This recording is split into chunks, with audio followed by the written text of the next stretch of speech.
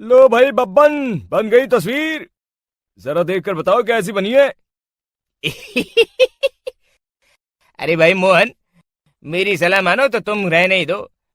एक पेंटर बनना तुम्हारे बस की बात नहीं है। हाँ, तुमने सही कहा। मुझे भी कुछ ऐसा लगता है। खैर, आज शाम की गाड़ी से मैं शहर वापस जा रहा हूँ। कुछ जरूरी काम आ गया है। शहर से वापस आने के बाद तुमसे मिलता हूँ। मोहन अपने घर के दरवाजे पर ताला लगा देता है और वहां से चला जाता है। फिर उसी रात अचानक तेज हवाएं चलने लगती हैं। चारों तरफ डरावना माहौल बन जाता है। तभी मोहन की बनाई हुई पेंटिंग की वो औरत एक खतरनाक चुड़ैल में बदल जाती है और पेंटिंग से बाहर आ जाती है।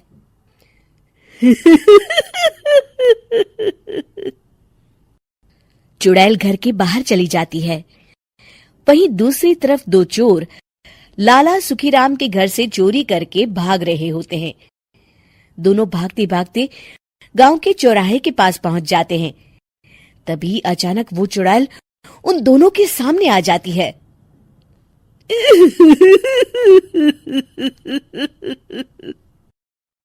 अरे मर गया रे! ये चुड़ैल कहाँ से आ गई? अरे मैंने तो तुझसे पहले ही कहा था कि आज अमावस्या की रात है। आज हमें चोरी नहीं करनी चाहिए। हाँ भाई बिल्ला, तुमने बिल्कुल सही कहा। जरा इसके दांत तो देखो, कितने बड़े हैं। चुड़ैल उन दोनों की तरफ बढ़ती है। अरे चुड़ैल दीदी, तुम चाहो तो ये सारे पैसे और जेवर ले लो, लेकिन हम दोनों को कुछ मत करना।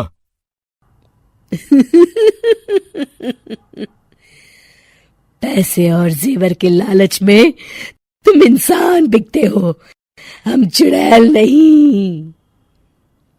तभी चुड़ैल उन दोनों चोरों को पुतले बना देती है।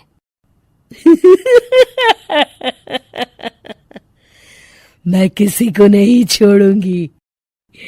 अब कोई मुझसे नहीं बच सकता।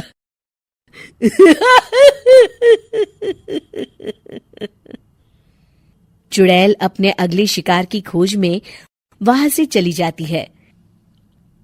गांव की दूसरी ओर जाने पर चुड़ैल को हरिया, बिरजू और बब्बन दिखाई देते हैं। आज संडे है, आज कपिल शर्मा शो देखने का दिन है। जोर से बोलो। आज संडे है। मैंने नहीं सुना। आज संडे है, आज कपिल शर्मा देखने का दिन है।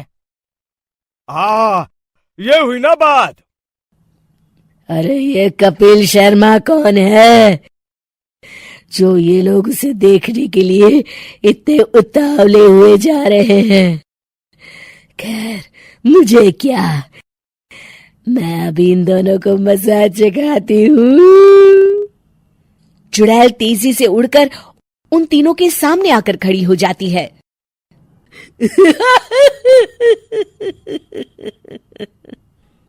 कपिल शर्मा शो बाद में देखना, पहले मुझे देख लो। बब्बन चुड़ैल को देखते ही पहचान जाता है। अरे ये तो तस्वीर वाली औरत के जैसी दिख रही है। मुझे अभी नहीं मरना है। अरे भागो रे! तीनों वहां से भाग खड़े होते हैं। बब्बन तो किसी तरह अपनी जान बचाकर वहां से भाग जाता है, लेकिन हरिया और बिरजू को चुड़ैल पकड़ लेती है और उन्हें पुतला बना देती है। फिर चुड़ैल बब्बन को पकड़ने के लिए उसका पीछा करती है, लेकिन बब्बन उसे कहीं नहीं दिखाई देता। अरे वो मोटा तो बड़ा तेज भागता है, शायद उस तरफ गया होगा। बब्बन एक दीवार के पीछे छुपकर बैठ जाता है और चुड़ैल उसके सामने से आगे निकल जाती है। बाल बाल बच गया। अगली सुबह बब्बन सभी गांव वालों को सारी बात बता देता है। फिर उस चुड़ैल के डर से रोज शाम होते ही पूरे गांव में सन्नाटा छा जाता था और कोई भी अपने घर के बाहर नहीं निकलता था। अरे ये क्या हो गया?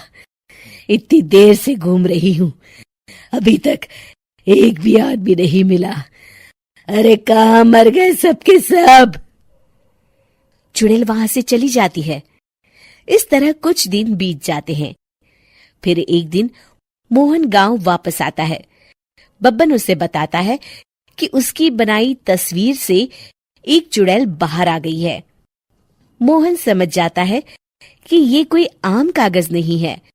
वो जो भी उस कागज पर बनाएगा वो असलियत का रूप ले लेगा। अरे मोहन भाई, अब तुम क्या करने वाले हो? मेरे पास एक बहुत बढ़िया तरकीब है।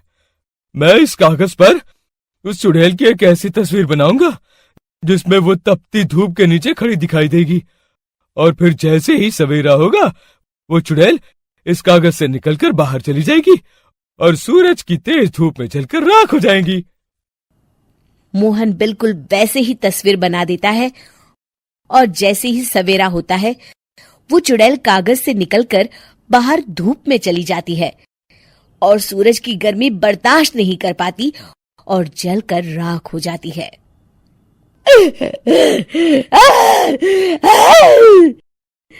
ये मुझे क्या हो रहा है? मैं सूरज की रोशनी बर्दाश्त नहीं कर सकती। मेरा पूरा शरीर जल रहा है। और इस तरह चुड़ैल के जलते ही पुतले बने सभी लोग पहले की तरह इंसान बन जाते हैं।